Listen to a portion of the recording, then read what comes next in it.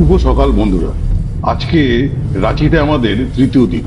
আমাদের হোটেলের ঠিক নিচেই একটি ধোসা ইডলির দোকান থেকে ধোসা ব্রেকফাস্ট করে ড্রাইভার ভাইয়ের থেকে জেনে নিচ্ছি আমাদের তৃতীয় দিনের গন্তব্য স্থলগুলি। सुबह का ट्रिप स्टार्ट हो रहा है। सन टेम्पल, दसम फॉल, हुंड्रू, जोना, सीता। जोना फॉल में लंच होगा। लास्ट में हुंड्रू फॉल दिखा के, गेटल सिंह दिखा के स्टेशन हम लोग वापस बैक आ जाएंगे होटल में। होटल में आ जाएंगे तो ठीक है। ओके ओके, थैंक पहला यू। सन टेम्पल, दसम फॉल, उसके बाद सीता फॉल, उसके बाद जोना फॉल। ठीक है, ओके जोना फॉल से हम लोग हुंड्रू चलेंगे। ওকে ওকে ওকে। নটা বাজে চললো, আমরা এখন আরম্ভ করলাম আমাদের আজকে তৃতীয় দিনের জার্নি।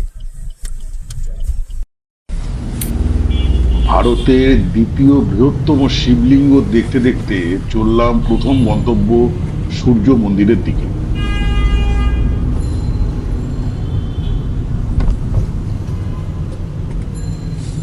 আমাদের হোটেল থেকে প্রায় 50 মিনিটের দূরত্বে এই সূর্য মন্দিরটি অবস্থিত। মন্দিরটি বিশাল রথের আকারে নির্মিত। তিন পাশে 6টা করে সুন্দর নকশায় সজ্জিত মোট 18টি চাকা এবং 7টি ঘোড়া রয়েছে। মন্দিরে শিব, পার্বতী এবং গণেশ সহ আরো বেশ কয়েকটি দেবতা রয়েছে। রাঁচি এক্সপ্রেস গ্রুপের ব্যবস্থাপনা পরিচালক শ্রী সীতারাম মারু এর নেতৃত্বে সংস্কৃতি বিহার নামক একটি দাতব্য ট্রাস্ট মন্দিরটি নির্মাণ করেছিলেন।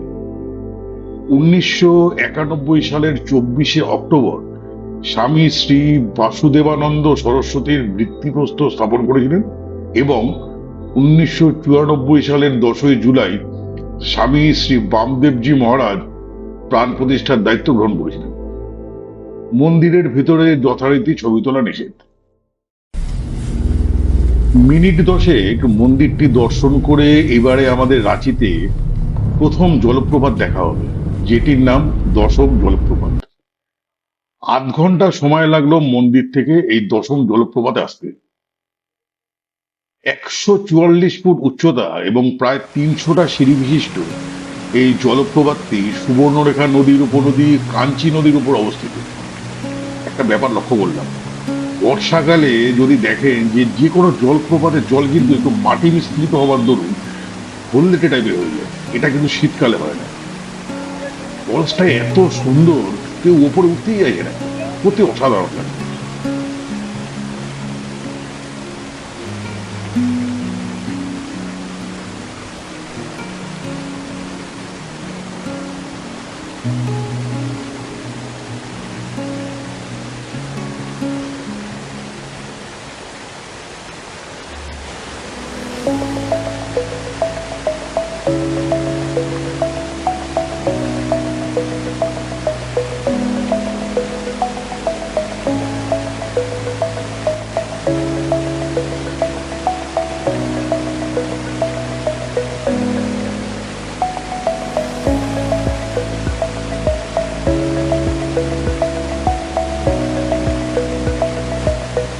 আচ্ছা, একটা ব্যাপারে আপনারা খেয়াল রাখবেন, এই জলপ্রপাতে কিন্তু বেশ কিছু মর্মান্তিক দুর্ঘটনা ঘটেছে পর্যটকদের স্নান এবং সাঁতার কাটার জন্য।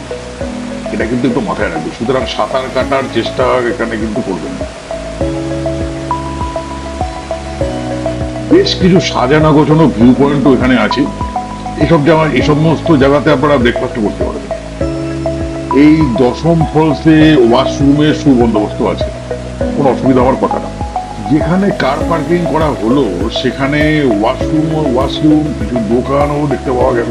সেখান থেকে একটি দোকান থেকে আমরা চা, কোল্ড ড্রিঙ্কস ইত্যাদি খেয়ে এবারে পরবর্তী গন্তব্যে চললাম হুড্রু ফলসের দিকে। नीचे उतारेंगे गाड़ी। 1500 सीढ़ी जाने सकेगा तो बोलिए। इधर 1500 सीढ़ी है। দশম জলপ্রপাত থেকে হুড্রু ফলসের দূরত্ব 75 কিলোমিটারের মতো। গাড়িতে সময় লাগলো 1.5 ঘন্টার মতো।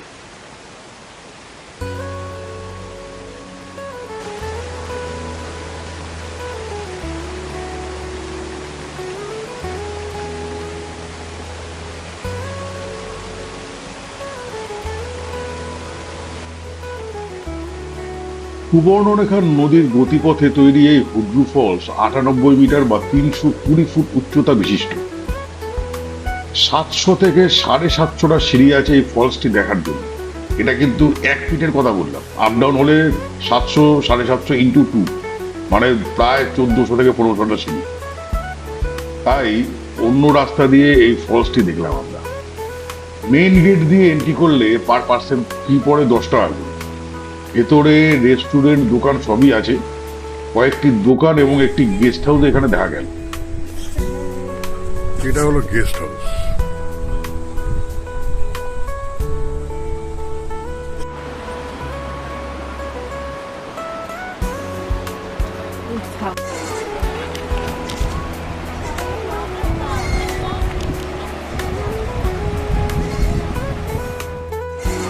হুড্রু ফলসে থেকে এবার জোনা ফলসের দিকে আমরা যাত্রা করলাম। সময় লাগলো 45 মিনিটের মতো। এবারে আমি যে রাস্তাটা আপনারা দেখতে পাচ্ছেন, আমি এই রাস্তাটার কিছুটা এগিয়ে গিয়ে রাস্তার বাদিক দিয়ে একটা সিঁড়ি ধরে কিছুটা এগেলাম। ওইখান থেকে যেটুকু সিনিক বিউটি আছে তা আমরা ভিডিও করলাম। এই জোনা ফলসও প্রায় 720টির মতন সিঁড়ি আছে। ওই 720টা সিঁড়ি ভেঙে নিচে যাওয়া আমাদের পক্ষে সম্ভব। যাই হোক, রাঁচি মালভূমির প্রান্তে অবস্থিত জোনা ফলস ঝুলন্ত উপত্যকার জলপ্রপাতের একটি প্রকৃষ্ট উদাহরণ। গঙ্গা নদী এই জলপ্রপাতের প্রধান প্রবাহ। এখানে একটি পর্যটকদের জন্য নির্মিত বিশ্রামাগার রয়েছে, যা ভগবান গৌতম বুদ্ধের বৌদ্ধ মন্দিরকে ঘিরে রেখেছে। বলদেবদাস বিড়লার পুত্ররা গৌতম পাহাড়ের উপর বুদ্ধকে উৎসর্গ করে একটি মন্দির এবং একটি আশ্রম এখানে নির্মাণ করেছিলেন। প্রতি মঙ্গলবার ও শনিবার জোনায় একটি মেলার আয়োজন করা হয়। বেশ কিছু খাবারের দোকান এখানে বর্তমান।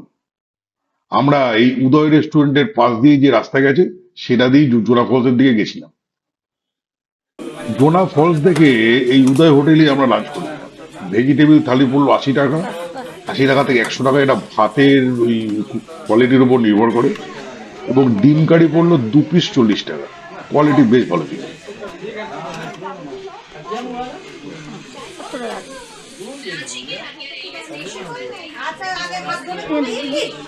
টাকা ডাবল ডিম, ডিম কারি 40, ডবল ডিম।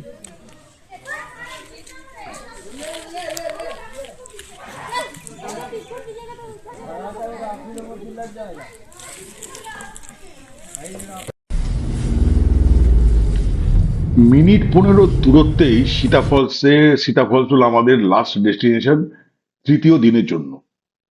এর উচ্চতা ওই 144 ফুটের মতন। সিঁড়ি আছে 175 থেকে 200টার মতো সিঁড়ি আছে। আমরা কিছুটা এগিয়ে ওখান থেকে ভিডিওটা করলাম। একদম পুরোপুরি আমরা নিচে যাইনি। বিশ্রাম নেবার জন্য বসারও জায়গা আছে। প্রত্যেক কটা জলপ্রপাতের মতন এটিও একটি অসাধারণ জলপ্রপাত, তবে বর্ষাকালে দেখতে আরো বেটার লাগে, এটা ঘটনা।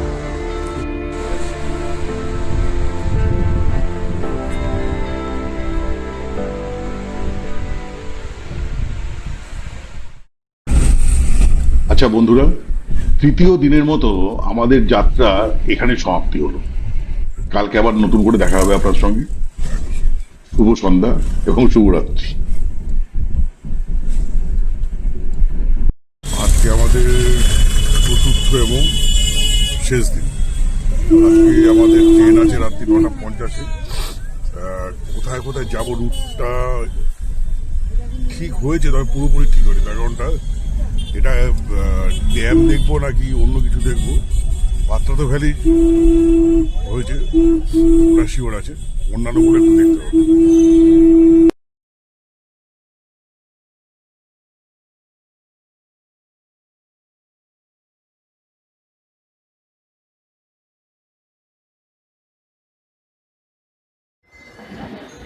এই রাজরাপ্পা মন্দিরে আসার আগে শুনেছিলাম এখানে বছরে যে কোনো সময় পুজো দিতে হলে বিরাট লাইন দিতে হয়, কিন্তু ভাগ্য মনে হয় আমাদের সঙ্গে ছিল, তাই লাইন খুবই কম ছিল। গ্রীষ্মকালে ভোর 4টে থেকে রাত্রি 10টা এবং শীতকালে ভোর 5:30 থেকে রাত্রি 9:30 অব্দি এই মন্দিরটি খোলা থাকে। এবারে মন্দিরের একটু ইতিহাস বলা যায়। রাঁচি থেকে প্রায় 80 কিলোমিটার দূরে রাজরাপ্পা মন্দিরটি ঝাড়খণ্ডের রামগড় জেলায় অবস্থিত। মন্দিরটি ভৈরবী এবং দামোদর এই দুটি নদীর পবিত্র সঙ্গমস্থলে অবস্থিত। এই মন্দিরের অধিষ্ঠাত্রী দেবী হলেন দেবী ছিন্নমস্তা, যিনি হিন্দু ধর্মের দশম মহাবিদ্যা বা মহান জ্ঞানী দেবীদের মধ্যে একজন। রাজরাপ্পা মন্দির শতাব্দীর পর শতাব্দী ধরে তান্ত্রিক উপাসনার কেন্দ্রবিন্দু। শক্তি ধর্মের অনুসারীরা বিশ্বাস করেন যে মন্দিরটি তন্ত্র সাধনার জন্য পৃথিবীর সবচেয়ে শক্তিশালী স্থানগুলির মধ্যে একটি। এই শক্তিপীঠটি দেবীর 51 শক্তিপীঠের অন্যতম। বিশ্বাস করা হয় যে রাজরাপ্পায় দেবী সতীর মস্তক পতিত হয়েছিল। হিন্দি পৌরাণিক গ্রন্থতে দেবী ছিন্নমস্তাকে একজন স্বশিরচ্ছেদকারী দেবী হিসাবে চিহ্নিত করা হয়েছে, মানে যে নিজের হাতে নিজের মানে হস্তকটি কেটে ফেলে। এর অর্থ হলো যিনি কামনা এবং রতির দেহের ওপর দাঁড়িয়ে আছেন, এক হাতে তার নিজের ছিন্ন মস্তক এবং অন্য হাতে একটি তরবারি ধরে আছে। দেবীর এই মূর্তিটি পরম আত্মত্যাগ এবং আধ্যাত্মিক জাগরণের প্রতীক। ভক্তরা বিশ্বাস করেন যে এই রাজরাপ্পার মন্দিরের দেবী এতটাই জাগ্রত যে যারা এখানে শুদ্ধ হৃদয় প্রার্থনা করেন তাদের মনস্কামনা অবশ্যই পূর্ণ হয়। দেবীর এই মূর্তিটি দেখলে হয়তো ভয়ঙ্কর বলে মনে হতে পারে, কিন্তু এটি আসলে অস্তিত্বের সর্বোচ্চ সত্যের প্রতিনিধিত্ব করে। জীবন এবং মৃত্যু, সৃষ্টি এবং ধ্বংসের মধ্যে যে ভারসাম্য রয়েছে, এটি এই দেবীর মূর্তি থেকে বুঝতে পারা যায় বা দেখতে পারা যায়। বিস্ময়কর একটা অভিজ্ঞতা হলো এই মন্দিরে পুজো দেওয়ার সময়। আমার কাছে বিশেষ খুচরো টাকা কিছু ছিল না। আমি কিছু টাকা জোগাড় করে দক্ষিণা হিসাবে দিতে গেলে পুরোহিত মশাই বললেন যে মিনিমাম 100 টাকা দক্ষিণা না দিলে পুজোর ডালিটি মায়ের পায়ে ছুঁয়েই দেখা হবে, মানে সেটা 90 টাকা হলে দেখা হবে। এরপরে আর কি করবো, যে এক্সট্রা কিছু পয়সা, যাই হোক ওটা মানে বলতেও খারাপ লাগছে, কিছু এক্সট্রা পয়সা দিয়ে পুজোর ডালিটি মায়ের পায়ে ছোঁয়ানো হয়েছে। যাই হোক, আর এসব বলে লাভ নেই। এই মন্দিরের মূল গর্ভগৃহ থেকে বেরিয়ে একটি শিবলিঙ্গ বর্তমান। এখানে ভক্তরা নারকেল বলি দেয়, মানে নারকেল ফাটিয়ে তার জল বাবার মাথায় অর্পণ করা হয়। এখানে আপনারা বলি দেওয়ার যে ঘর আছে ওটিও দেখতে পারেন। এখানে মনস্কামনার জন্য অনেক ভক্তরা বলি দেয়, মানে ছাগ বলি যেটাকে বলা হয়। বেরিয়ে বেশ সুউচ্চ বাবা মহাদেবের আরেকটি শিবলিঙ্গ এখানে দর্শন করা যায়। মন্দিরের যে কোনো দিকে প্রচুর পুজো সামগ্রী এবং খাবারের দোকান বর্তমান। দোকান আছে, প্রচন্ড ভিড়। আমরা আসার পরে ভিড়টা শুরু হলো।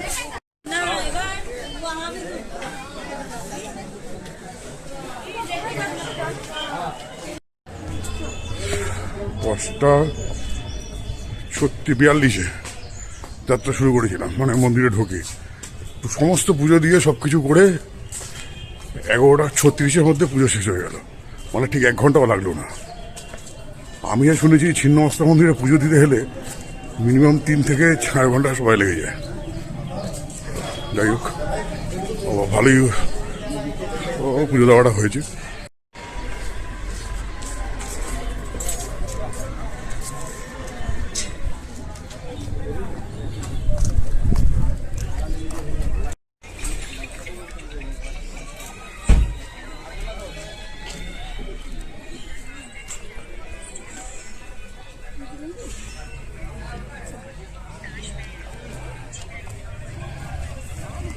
ড্যাম এই রাস্তা দিয়ে যেতে হবে।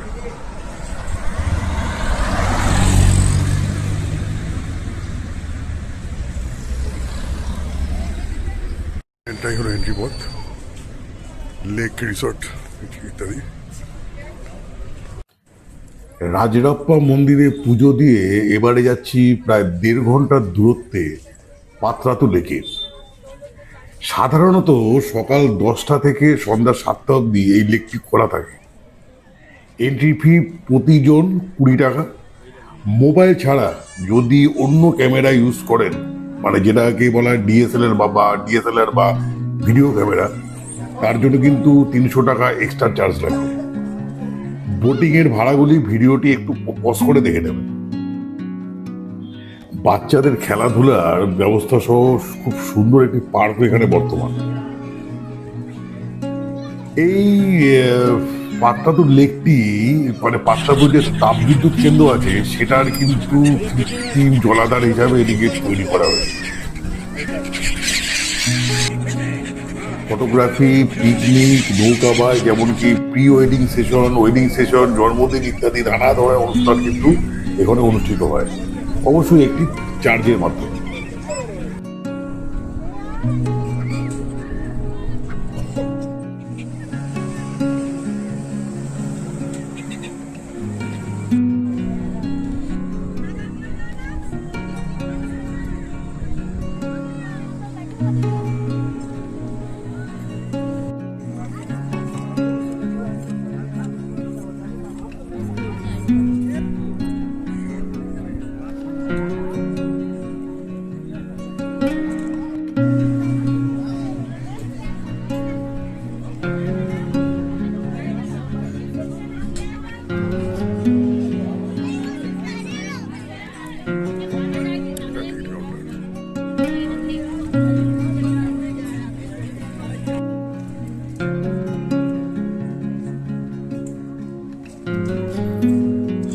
এখানে সারোবর যে বিহারটা আছে, সারোবর বিহার পাত্রাটো লেকে যে রিসোর্টটা আছে, এটা কিন্তু অনলাইনে বুকিং করা যায়।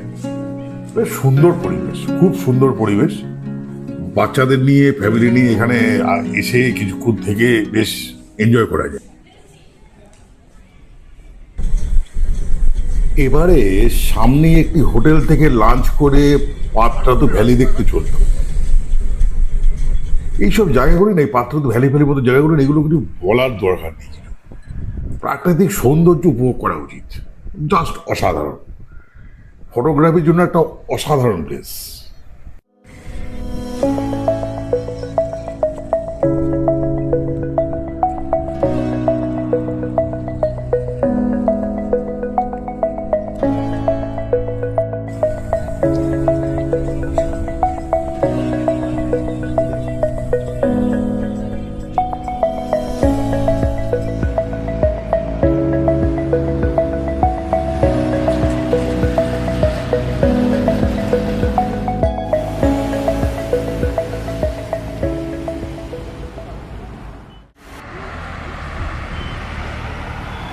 এবারে পাত্রাতো ভ্যালি থেকে এবার কাঁকে ড্যাম। পথে গাড়ির টায়ারটি পাংচার হয়েছে। রোহিত ভাই যে শুধু এক্সপার্ট ড্রাইভার তাই না, খুব সুন্দর মেকানিকও বটে। 10 মিনিট লাগলো এটাকে ঠিক করতে। যেতে যেতে বিখ্যাত রাঁচি মেন্টাল হসপিটাল বা নিউরোলজি যে হসপিটাল আমরা বলে জেনে থাকি, ওটাকে দেখলাম। এই হাসপাতালটির মেন এবং ওমেন দুটো উইংস আছে।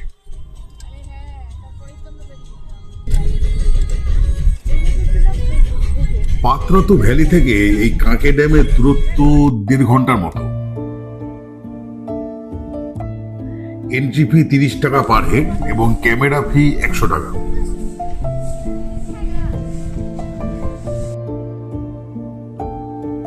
আট স্কোয়ার কিলোমিটার বিস্তৃত জুড়ে এই জলাশয়টি গন্ডা টিলা দ্বারা পর্যবেক্ষণ করা হয়।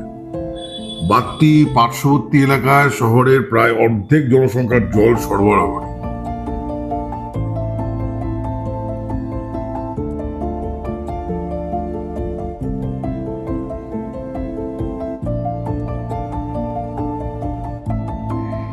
জায়গাটিতে এলে বোঝাই যায় না যে এটি শহরের মধ্যে অবস্থিত। এত নিরিবিলি এবং শান্ত পরিবেশ। শহরের কোলাহল থেকে যদি পরিত্রাণ পেতে চান, যদি চান যে একটি সুন্দর শান্ত জায়গাতে থাকবো কিছুক্ষণের জন্য, এটি একটি আদর্শ স্থান।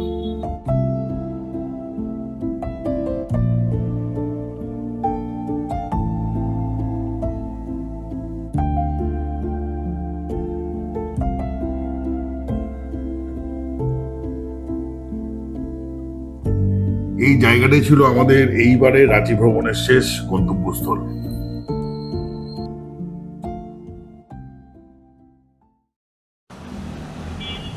আমাদের একটি হোটেলের সামনের দোকান থেকে ডিনারের জন্য রুটি, সবজি, ডিমের অমলেট নিয়ে রাত্রি 9টার মধ্যেই স্টেশনে পৌঁছে গেলাম। বন্ধুরা, 2-4 দিনের ভ্রমণে বাড়ি যাওয়ার সময় মনটা একটু খারাপ লাগে, আবার বেশি দিন যদি বাড়ির বাইরে থাকে তখন আবার বাড়ি যাওয়ার জন্য মনটা আবার ছটফট করে। অদ্ভুত ব্যাপার। এবারে আপনাদের সাথে একটা ইনফরমেশন আমি শেয়ার করছি। সন্ধে 6:30 মধ্যেই আমরা হোটেলে ফিরে এলাম। এবারে 8:40 থেকে 45 মিনিট নাগাদ আমরা চেক আউট করে স্টেশনের জন্য এগোলাম। আপনারা চাইলে সকালে হোটেল চেক আউট করে রাঁচির সাইট সিনগুলি দেখে একটু তাড়াতাড়ি, মানে 7টা থেকে 7:15 নাগাদ স্টেশনে পৌঁছে ওয়েটিং লাউঞ্জে ওয়েট করতে পারেন। এতে কি হবে, আপনাদের একদিনের হোটেল খরচা বেঁচে যাবে। ওয়েটিং লাউঞ্জে একটু অবশ্য কিছু দিতে হয়। যাই হোক, আর একটা উপায় হলো হোটেল সকালে চেক আউট করে আবার কিছু ঘন্টার জন্য, এটা মনে রাখবেন, কিছু ঘন্টার জন্য প্রায় একই রকম অন্য রুম কম টাকায় ভাড়া করে থাকতে পারে। এটা কিন্তু হয়েছে আমাদের সঙ্গে 500-600 টাকা কম হয়েছে, যেটা আমরা করেছি। যাই হোক, আমাদের এই ট্যুর শুরু হয়েছিল প্রথমে নেতারহাট, পরে রাঁচি। যেহেতু আমাদের রাঁচি থেকে ফেরবার টিকিট ছিল, সাধারণত তাই হয়, যেটা সাধারণত আমি তাই দেখেছি। এতে আমার মনে হয় জার্নিটা একটু কম হয়। তার কারণ, যদি প্রথমে রাঁচি ঘোরেন তাহলে রাঁচি ঘুরে নেতারহাট গিয়ে আপনাকে আবার রাঁচি ব্যাক করতে হবে। এতে শরীরের যে ধকলটা মনে হয় একটু কম হয়, আমার যেটা মনে হলো, তাই আপনাদের সঙ্গে এটা শেয়ার করলাম। তাই আমরা এইভাবে ট্যুরটা শেয়ার করেছিলাম। আমাদের রাতের ট্রেন ছিল ক্রিয়াযোগ এক্সপ্রেস। এর টাইম ছিল 9:50। 9:34 নাগাদই ট্রেনটি প্ল্যাটফর্মে এসে পৌঁছে গেল। আমাদের এবারে এসি 3 টায়ার ছিল কোচ। ভাড়া পড়লো 710 টাকা পার হেড। ট্রেনটি পুরোপুরি সঠিক সময় ছাড়লো। ডিনার করে আমরা এবারে শুয়ে পড়লাম। হাওড়ায় গিয়ে আবার দেখা হবে।